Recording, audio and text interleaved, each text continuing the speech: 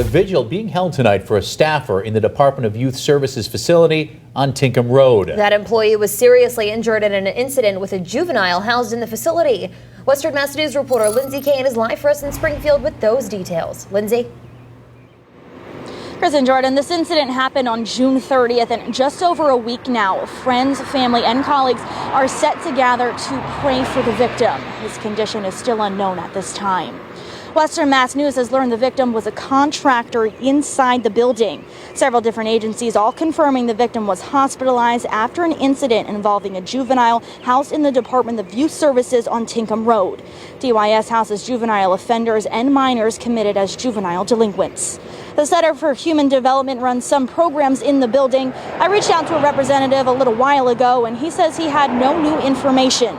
But on Wednesday, CHD sent us this statement that reads in part: "Our primary focus at this time is providing resources and support to the family and colleagues of the CHD employee who was the victim of the incident. As with any serious adverse event, and in partnership with DYS, we are reviewing processes and operations to make sure that we are maintaining the highest possible level of safety of our workforce."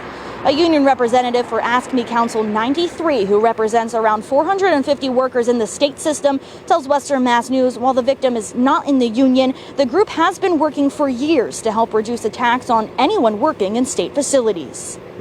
It is extremely difficult, not only on the victim, but on his family. And it's something that doesn't heal after the physical wounds heal. It creates a lot of long-term stress. He says legislation was filed in 2011 to help support employees who have been assaulted and aimed to hold juveniles accountable for assault and battery.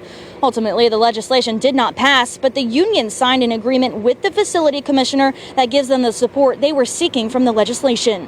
Contractors, however, are not included in the union's agreement, although Durkin says they wanted everyone to have the same support and protections.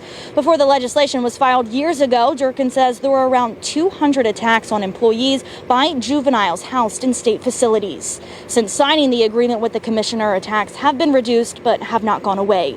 Durkin says it's dangerous to work in these facilities, and he hopes for more work to hold juveniles accountable for their actions. The vigil is set to begin at 7:30. Live in Springfield, Lindsay Kane, Western Mass News.